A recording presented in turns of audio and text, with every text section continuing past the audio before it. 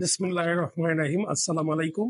আশা করি সবাই অনেক সুন্দর আছেন, ভালো আছেন। আমি আজকের এই ভিডিওটা ডেডিকেটেড করেছি মহান সৃষ্টিকর্তা রব্বুল আলামিন আল্লাহ সুবহানাহু ওয়া তাআলার জন্য। আজকের এই ভিডিওটা খুবই ইম্পর্টেন্ট। যারা ভিডিওটা দেখছেন, তরুণরা আমরা অনেকে হতাশ হয়ে যাই আমাদের রিজিক নিয়ে। আমরা কিভাবে রিজিক বৃদ্ধি করবো বা আমরা কিভাবে ধনী হব, আমরা অনেকেই আসলে প্রসেস গুলো জানি না। আর রাসূলুল্লাহ সাল্লাল্লাহু আলাইহি ওয়াসাল্লাম যে ওনার 5টা উপদেশ, যেটা আমাদের যদি লাইফে আমরা অ্যাপ্লাই করি তাহলে আমরা কিন্তু আমাদের অভাব ঘুচিয়ে আমরা কিন্তু ধনী হয়ে যেতে পারবো। সুতরাং প্রত্যেকে মনোযোগ সহকারে 5টা পয়েন্ট দেখবেন এবং বিভিন্ন ধরনের হাদিসের রেফারেন্স, কোরআনের বাণীর রেফারেন্স আছে, এগুলো লিখে রাখবেন। আশা করি এটা অনুসরণ করেন, তাহলে সবকিছু বৃথা যেতে পারে, কিন্তু এই 5টা রুল কখনো বৃথা যাবে না। কারণ রাসূলুল্লাহ সাল্লাল্লাহু আলাইহি ওয়াসাল্লামের হাদিসের বাণী কখনো মিথ্যে হবে না এবং আল্লাহর প্রদত্ত সত্য কিতাব থেকে নেয়া বাণী, যেগুলো ইনশাল্লাহ 100% সত্যি হবে। সো চলুন মূল আলোচনায়। রাসূলুল্লাহ সাল্লাল্লাহু আলাইহি ওয়াসাল্লামের 1 নম্বর উপদেশ, শুকরিয়া আদায় করা। একদিন ওসমান রাদিয়াল্লাহু আনহু রাসূলুল্লাহ সাল্লাল্লাহু আলাইহি ওয়াসাল্লামের সাথে দেখা করতে আসলেন এবং বললেন, হে আল্লাহর রাসূল, আমার সম্পত্তি দিন দিন বেড়ে যাচ্ছে। আমি আসলে এত সম্পত্তি চাচ্ছি না। আমার এই সম্পত্তি আমি কিভাবে কমাতে পারবো? আপনি যদি আমাকে সেই উপদেশ দেন তাহলে আমি উপকৃত হব। তো রাসূলুল্লাহ সাল্লাল্লাহু আলাইহি ওয়াসাল্লাম বললেন, তুমি এখন যে খাবারগুলো খাচ্ছ সেগুলো তুমি ঘোড়া বা গাধার পিঠে বা উটের পিঠে বসে তুমি খাওয়া দাওয়া করবে। কথা অনুযায়ী কাজ। উসমান রাদিয়াল্লাহু আনহু উটের পিঠে বসে খাবার দাবার খাচ্ছে, তারপরও দেখছে যে তার সম্পত্তি কমছে না, তার সম্পত্তি দিন দিন বেড়ে যাচ্ছে। সে পুনরায় আবার আল্লাহ রসুল সাল্লাল্লাহু আলাইহি সাল্লামের কাছে আসে, বলল, হে আল্লাহ রসুল, আপনি যা শিখিয়ে দিয়েছেন তা তো আমি অ্যাপ্লাই করেছি, কিন্তু তারপর আমার সম্পত্তি আরো দ্বিগুণ হারে বাড়ছে। তখন রসুল্লাহ সাল্লাল্লাহু আলাইহি সাল্লাম বললেন, হে ওসমান, প্রতিদিন কিভাবে খাও? তখন বলল, আমি তো উটের পিঠে বসেই খাচ্ছি। তোমার খাবার কি পড়ে যায়? বলল, হ্যাঁ। তখন তুমি কি করো?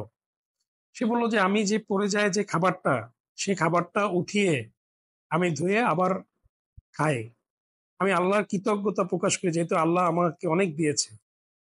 তখন রাসূলুল্লাহ সাল্লাল্লাহু আলাইহি ওয়াসাল্লাম বললেন, তাহলে তোমাকে কোনোভাবেই আর দরিদ্র করা যাবে না। কারণ তুমি যেহেতু প্রত্যেকটা খাবারের শুকরিয়া আদায় করো এবং আল্লাহ তোমাকে এত দিয়েছে, যেটা পড়ে গেলেও তুমি উঠে যত্ন নিয়ে আবার শুকরিয়া আদায় করো, সেজন্য তোমার সম্পত্তি কমবেই না, বরং দিনকে দিন বাড়বে। কারণ যে আল্লাহ শুকরিয়া আদায় করে, আল্লাহ তার সম্পত্তিকে আরো বাড়িয়ে দেয়। সুতরাং তরুণরা, যারা ভুলের মধ্যে আছেন, যারা ক্ষতির মধ্যে আছেন, যারা ভাবছেন যে আমি বাজে অবস্থায় আছি, বেকার অবস্থায় আছি, আমি জব পাচ্ছি না, ওটাই আল্লাহর কাছে শুকরিয়া আদায় করেন। ওটা থেকে আল্লাহ আপনাদেরকে আরো বাড়িয়ে দিবে। ইউ ক্যান ইমাজিন কি পরিমাণ আপনি লাইফ ইনকাম করতে পারবেন। প্রত্যেকটা ব্যাপারে শুকরিয়া আদায় করবেন। একটা খারাপ সিচুয়েশন হয়েছে, আপনি শুকরিয়া আদায় করবেন, এই জন্য শুকরিয়া আদায় করবেন। এর চেয়েও খারাপ সিচুয়েশন হতে পারতো, আল্লাহ সুবহানাহু ওয়া তাআলা আপনাকে সেই জায়গা থেকে রক্ষা করেছে। 2 নম্বর যে বিষয়, ধনী হওয়ার বা রিজিক বৃদ্ধি করার, যে ইবাদত করা বা পরিত্যাগ করা। আমরা অনেক সময় দেখি, আমরা একটা লোকেশনে থাকার পর আমার অত ভাগ্য পরিবর্তন হচ্ছে না বা নিজের কোনো উন্নতি হচ্ছে না, এরকম আমরা প্রায় দেখে থাকি। আবার দেখা যায় এক্সিস্টিং অবস্থানটাকে চেঞ্জ করলে বা অন্য কোনো জায়গায় চলে গেলে দেখা যায় হয়তো রিজিকটা পরিবর্তন হচ্ছে, অবস্থার বেশ উন্নতি হচ্ছে। রসুল্লাহ সাল্লাল্লাহু একটা ঘটনা দিয়ে শুরু করব। রসুল্লাহ সাল্লাল্লাহু 40 বছর বয়সে নবুয়ত প্রাপ্ত হন। নবুয়ত প্রাপ্তির পূর্বে আল্লাহর নির্দেশে মক্কায় ইসলাম ধর্ম প্রচার করতে থাকেন। ইসলাম ধর্ম প্রচারের পূর্বে মক্কা পৌত্তলিক ধর্মে বিশ্বাসী ছিল, সবাই হারাম কর্মে লিপ্ত ছিল। নবী যখন ইসলাম প্রচার করতে থাকেন, তখন তাকে নানামুখী বাধার সম্মুখীন হতে হয়। এক পর্যায়ে এমন একটা পরিস্থিতি হয়, মক্কা তার জন্য থাকা বিপজ্জনক হয়ে ওঠে। তখন হযরত মুহাম্মদ সাল্লাল্লাহু আলাইহি ওয়াসাল্লাম আল্লাহর নির্দেশে মক্কা পরিবর্তন করে মদিনায় হিজরত করেন। মদিনাবাসী সবাই হযরত মুহাম্মদ সাল্লাল্লাহু আলাইহি ওয়াসাল্লামকে সাদরে গ্রহণ করেন, তাকে নেতা হিসেবে মেনে নেন। রাসূলুল্লাহ সাল্লাল্লাহু আলাইহি ওয়াসাল্লাম সেখানে যাওয়ার পর যে পরিবর্তনটা হয়, তার ধর্মপ্রচার শুরু হয়ে যায়, মুসলিমদের সংখ্যা দিন দিন বাড়তেই থাকে এবং সে সর্বজনীন, সর্বকালের একজন সেরা নেতা হয়ে যায়। যখন রাসূলুল্লাহ সাল্লাল্লাহু আলাইহি ওয়াসাল্লাম পুরো মদিনা তার ক্যাপচারে চলে আসে, ব্যাপক ইসলামের প্রসার হয়, তখন তিনি মদিনা থেকে আবার তার জায়গা পরিবর্তন করেন। তখন রাসূলুল্লাহ সাল্লাল্লাহু আলাইহি ওয়াসাল্লাম মদিনাবাসীদের নিয়ে মক্কার উদ্দেশ্যে রওনা হন এবং 630 খ্রিস্টাব্দে হযরত মুহাম্মদ সাল্লাল্লাহু আলাইহি ওয়াসাল্লাম মক্কা বিজয় করেন। যে মক্কা থেকে মহানবী হযরত মুহাম্মদ সাল্লাল্লাহু আলাইহি ওয়াসাল্লাম 8 বছর আগে কাফেরদের অত্যাচারে মক্কা থেকে বিদায় নেন, মদিনায় হিজরত করেন, সেই 8 বছর পরে মক্কাতে সর্বোচ্চ নেতা হিসেবে তিনি আবার ফিরে আসেন। এ থেকে আমরা বর্তমান সময়ে শিক্ষা নিতে পারি। অতীতে মানুষ দেখা যেত যে দূর দূরান্তের দেশে চলে যেত 6 মাসের জন্য, 3 মাসের জন্য, 1 বছরের জন্য। তখন দেখা যেত তার ভাগ্য পরিবর্তন হয়ে যেত। আমি যদি খুব বেশি দূরে না গিয়ে আমার গ্রামের বাড়ির কথা বলি, আমার গ্রামের বাড়িতে আমাদের অনেক চাচাতো ভাইয়ের ছেলেরা, তারা একটা পর্যায়ে কি করলো, তাদের আর্থিক অবস্থা অনেক খারাপ ছিল। তারা কি করলো, দেশের বাইরে চলে গেল, কেউ সৌদি আরব চলে গেল, কেউ মালয়েশিয়া চলে গেল, কেউ দুবাই চলে গেল, অবস্থান পরিবর্তন করলো। এরপর এখন দেশের বাড়িতে বা গ্রামের বাড়িতে গিয়ে দেখি তারা ডুপ্লেক্স বাড়ি করেছে, কেউ বিল্ডিং করেছে একেবারে গ্রামের মধ্যে অজপাড়া গায়ে। তো দেখেন তাদের ভাগ্য অবস্থা কিন্তু পরিবর্তন হয়ে গেছে। আমি কিন্তু গ্রামের ম্যাক্সিমাম জায়গায় যেরকম পরিবর্তন দেখেছি, তাদের সবাইকে জিজ্ঞেস করেছি, কেউ আবার ঢাকা চলে এসেছে, কেউ নারায়ণগঞ্জে চলে এসেছে, কেউ গার্মেন্টস এ কাজ করে, কেউ ভালো ইনকাম করছে, কেউ আবার ঢাকায় জায়গাও কিনেছে। তার মানে তারা যদি গ্রামে পড়ে থাকতো বা অবস্থানে পড়ে থাকতো, তাহলে কিন্তু তাদের ভাগ্যটা চেঞ্জ হতো না। আল্লাহ কিন্তু যখন তারা অন্য জায়গায় চলে গিয়েছে, তাদের ভাগ্যটাকে পরিবর্তন করে দিয়েছে। হযরত মুহাম্মদ সাল্লাল্লাহু আলাইহি ওয়াসাল্লামের বয়স যখন 12, তখন তিনি চাচার সাথে সিরিয়াতে ব্যবসার উদ্দেশ্যে ভ্রমণ করেন। যারা নিজের ভাগ্য অবস্থান পরিবর্তন করতে পারছেন না, তারা সাময়িক সময়ের জন্য নিজের অবস্থানকে পরিবর্তন করেন, জায়গাটাকে পরিবর্তন করেন। দেখবেন ইনশাল্লাহ আপনার রিজিক খুলে যাবে, আপনার ভাগ্য খুলে যাবে। 3 নম্বর, দান করে ধনী হওয়া। মহানবী সাল্লাল্লাহু আলাইহি ওয়াসাল্লামের জীবনে আরেকটা ঘটনা বা গল্প বলি, যেটা থেকে আমরা লার্নিং নিতে পারি। ইনশাল্লাহ আমরা সবাই ধনী হব এবং ইনশাল্লাহ আমাদের অভাব ঘুচে যাবে। একদা এক যুবক রাসূলুল্লাহ সাল্লাল্লাহু আলাইহি সাল্লামের নিকট আসলো এবং বলল, ইয়া রাসূলুল্লাহ, আমি গরিব, জীবনযাপনের কোনো উপকরণ আমার কাছে নেই, আমি আমার পরিবারের খরচ বহন করতে পারছি না, রাসূলুল্লাহ সাল্লাল্লাহু আলাইহি ওয়াসাল্লাম আমার প্রতি দয়া করুন। তখন রাসূলুল্লাহ সাল্লাল্লাহু আলাইহি ওয়াসাল্লাম যুবকটিকে প্রশ্ন করলো যে, তোমার ঘরে কি আছে? যুবকটি বলল, আমার ঘরে একটি কম্বল ও একটি পেয়ালা আছে। রাসূলুল্লাহ সাল্লাল্লাহু আলাইহি ওয়াসাল্লাম বলল, তুমি কালকে এই কম্বল এবং পেয়ালাটি নিয়ে আমার কাছে এসো, আমার সাথে দেখা করো। কথা অনুযায়ী কাজ। পরের দিন সেই বালকটি একটি কম্বল আর পেয়ালা নিয়ে রাসূলুল্লাহ সাল্লাল্লাহু আলাইহি ওয়াসাল্লামের কাছে আসলো। রাসূলুল্লাহ সাল্লাল্লাহু আলাইহি ওয়াসাল্লাম ওই কম্বল এবং পেয়ালাটি বিক্রি করে দিয়ে যে টাকাটা আসে, সেই টাকাটা যুবকটির হাতে তুলে দিল এবং সেই টাকা দিয়ে রাসূলুল্লাহ সাল্লাল্লাহু আলাইহি ওয়াসাল্লাম নিজে কুঠার কিনে দিয়ে কুঠার এবং নবী নিজের হাতে তার হাতল লাগিয়ে দিল। বললেন, যাও এটা দিয়ে গাছ কাটো এবং নিজের জীবিকা নির্বাহ করো। সে জঙ্গলে গিয়ে কাঠ কাটা শুরু করলো এবং প্রতিদিন যে কাঠটা সে অর্জন করতো সেটা বিক্রি করে টাকা ইনকাম করতো। 15 দিন পর সেই বালকটি অত্যন্ত আনন্দ নিয়ে রাসূলুল্লাহ সাল্লাল্লাহু আলাইহি ওয়াসাল্লামের কাছে আসলো। ইয়া রাসূলুল্লাহ সাল্লাল্লাহু আলাইহি ওয়াসাল্লাম, আমি মাত্র 15 দিনে আল্লাহর রহমতে 10 দিরহাম আয় করেছি। এবার নবী সাল্লাল্লাহু আলাইহি ওয়াসাল্লাম বললেন, 10 দিরহামকে 3 ভাগে ভাগ করো, 1 ভাগ নিজের জন্য খরচ করো, 1 ভাগ আত্মীয় স্বজনের জন্য খরচ করো, আর 1 ভাগ গরিবদের জন্য খরচ করো। তখন রাসূলুল্লাহ সাল্লাল্লাহু আলাইহি ওয়াসাল্লাম বলল, তাহলে তোমার সম্পদে আল্লাহর পক্ষ থেকে অনেক বারাকা চলে আসবে। এরপর যুবকটি যত আয় করত 3টা ভাগে সে খরচ করতো, একটা নিজের জন্য, আর একটা আত্মীয় স্বজনের জন্য এবং আর একটা গরিব দুঃখীদের জন্য। এভাবে তিনি আমল করতে থাকে রেগুলার। এরপরে যুবকটি আস্তে আস্তে বড় হতে থাকে এবং মদিনায় ওমর রাদিয়াল্লাহু তাআলা আনহুর সময়ে সবচেয়ে ধনী যুবকে পরিণত হয়।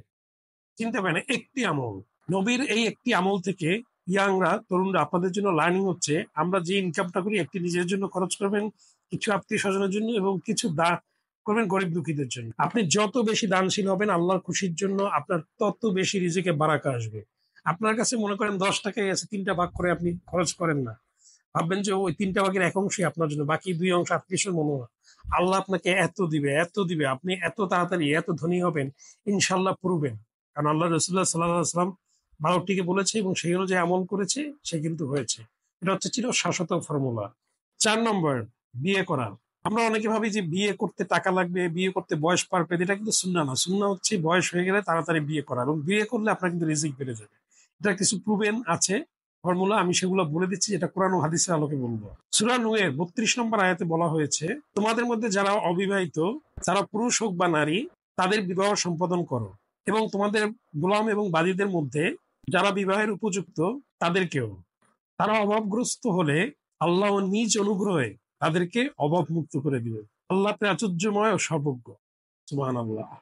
এই আয়াতের ব্যাখ্যায় হযরত আবু বকর রাদিয়াল্লাহু আনহু বলেন, তোমরা বিয়ে করে আল্লাহর নির্দেশ পালন করো, তিনি তোমাদের দেওয়া অঙ্গীকারও পালন করবেন।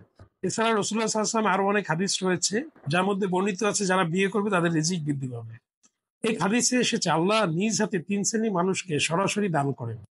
তার মধ্যে এক শ্রেণী হলেন যারা বিয়ে করে লজ্জাস্থানে হেফাজত করেন। আজকে দেখেন সমাজ ব্যবস্থায় তরুণরা, আপনাদের বয়স অনেক হয়ে যাচ্ছে, আপনারা যদি কোনো খারাপ কাজ করেন সেটার জন্য গুনাহ হয়, এবং সেটার জন্য কিন্তু আপনার বাবা মা প্যারেন্টসরাও গুনাহ ভাগিদার হয়। সুতরাং আপনি বিয়ে করবেন, আল্লাহ প্রতিশ্রুতি দিয়েছে আপনার অভাব মুক্ত করে দেবে। আমার একেবারে আপন একজন কাজিন, সে বিয়ের আগে 60,000 টাকা বেতন পেত, বিয়ের 4 থেকে 5 মাস পরে তার আরেকটা নতুন জব হলো, সে জায়গায় তার 1 লাখ টাকা বেতনের চাকরি দিয়েছে। আমার একেবারে দেখা পড়বেন, আলহামদুলিল্লাহ, দেখবেন আপনার রিজি বেড়েই যাবে। এটা আল্লাহর ওয়াদা, রাসূলুল্লাহ সাল্লাল্লাহু আলাইহি ওয়াসাল্লামের প্রমাণিত হাদিস। 5 নম্বর, ক্ষমার মাধ্যমে ধন সম্পদ আল্লাহর কাছ থেকে চেয়ে নেওয়া। স্রষ্টার কাছে রিজিক না চেয়ে স্রষ্টার সৃষ্টির কাছে রিজিক চাই। দেখেন আমরা কতখানি বোকা। আর রিজিকের মালিক কিন্তু একমাত্র আল্লাহ সুবহানাহু ওয়া তাআলা। মানুষ ব্যস্ততায় ভুলে গেছে জিন ও মানব জাতির রিজিক ও ধন সম্পদ একমাত্র আল্লাহ সুবহানাহু ওয়া তাআলার হাতে। মহান আল্লাহ তাআলা বলেন, আমি তো বলেছি তোমরা তোমাদের প্রভুর কাছে ক্ষমা প্রার্থনা করো, নিশ্চয়ই তিনি অত্যন্ত ক্ষমাশীল। তিনি তোমাদের জন্য প্রচুর বৃষ্টিপাত করবেন এবং তিনি তোমাদেরকে ধন সম্পদ ও সন্তান সম্পত্তির দ্বারা সমৃদ্ধ করবেন। সূরা নূহ আয়াত নম্বর 10 থেকে 12। এই আয়াতের ব্যাখ্যা যেটা হচ্ছে যে আমরা আল্লাহর কাছে প্রচন্ড ক্ষমা চাবো। রাসূলুল্লাহ সাল্লাল্লাহু আলাইহি ওয়াসাল্লাম দৈনন্দিন 70 বার আল্লাহর কাছে ক্ষমা চাইতো, আর আমরা তো সাধারণ মানুষ।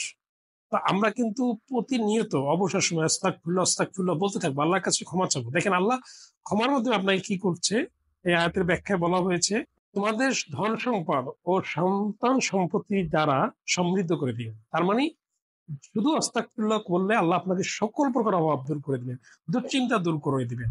আমরা সারাদিন কেন বলছি না? আমি যখন গাড়িতে যাচ্ছি, বেকার সময় বসে আছি, তখন বলছি না কেন? হসপিটালে ওয়েট করছি, রাস্তায় রিক্সায় যাচ্ছি, তখন আমরা মনে মনে পড়তে থাকি, দেখবেন আল্লাহ আমাদের অভাব দূর করে দেবে, আমরা ধনী হয়ে যাবো ইনশাআল্লাহ। নবীজি সাল্লাল্লাহু আলাইহি ওয়াসাল্লাম বলেন, যে ব্যক্তি অধিক পরিমাণে আস্তাগফিরুল্লাহ পড়বে, যার অর্থ আমি আল্লাহর কাছে ক্ষমা প্রার্থনা করছি, আল্লাহ তাকে সকল দুশ্চিন্তা থেকে মুক্ত করে দিবেন এবং তাকে এমন ভাবে অর্থ দিবেন যা কেউ ধারণাও করতে পারবেন না। কে বলছে? রাসূলুল্লাহ সাল্লাল্লাহু আলাইহি ওয়াসাল্লাম 1400 বছর আগে বলেছে। সুতরাং আমরা বেশি বেশি এখন থেকে আস্তাগফিরুল্লাহ বলবো, তরুণরা মনে থাকে যেন। হযরত ওমর রাদিয়াল্লাহু আনহু এক বর্ণনায় এসেছে, এক সময় এক জনৈক ব্যক্তি হুজুর সাল্লাল্লাহু আলাইহি সাল্লামের খেদমতে এসে আরজ করলেন, ইয়া রাসূলুল্লাহ, দুনিয়া আমাকে পরিত্যাগ করেছে, আমি অভাবগ্রস্ত অক্ষম হয়ে পড়েছি, এ থেকে পরিত্রাণের উপায় আছে কি? তার উত্তরে রাসূলুল্লাহ সাল্লাল্লাহু আলাইহি ওয়াসাল্লাম বললেন, তুমি ইহলোকে আছো না পরলোকে আছো? ফেরেশতার দোয়ায় তারা রিজিক প্রাপ্ত হয়। যে দোয়ার বরকতে ফেরেশতাকুল ও মানবজাতি রিজিক প্রাপ্ত হয় তাকে তুমি জানো? দেখেন শুধুমাত্র দোয়ার বরকতে ফেরেশতাকুল ও মানবকুল রিজিক প্রাপ্ত হয়। সে ব্যক্তি বলল, সেই দোয়া কি ইয়া রাসূলুল্লাহ? তখন রাসূলুল্লাহ সাল্লাল্লাহু আলাইহি ওয়াসাল্লাম বলল, সুবহানাল্লাহি ওয়া বিহামদিহি, সুবহানাল্লাহিল আযীমি ওয়া বিহামদিহি আস্তাগফিরুল্লাহ। এর অর্থ, মহান আল্লাহর পবিত্রতা বর্ণনা করছি এবং তার প্রশংসা বর্ণনার সাথে আল্লাহ তাআলার নিকট ক্ষমা প্রার্থনা করছি। অতঃপর লোকটি চলে গেল, দীর্ঘদিন পর্যন্ত আর ফিরে এলো না। অনেকদিন পর একদিন সেই লোকটি রাসূল সাল্লাল্লাহু আলাইহি সাল্লামের কাছে এসে আরজ করলো, রাসূলুল্লাহ, দুনিয়া আমার কাছে এত পরিমাণে এসেছে, তাকে কোথায় রাখবো তা বুঝতে পারছি না।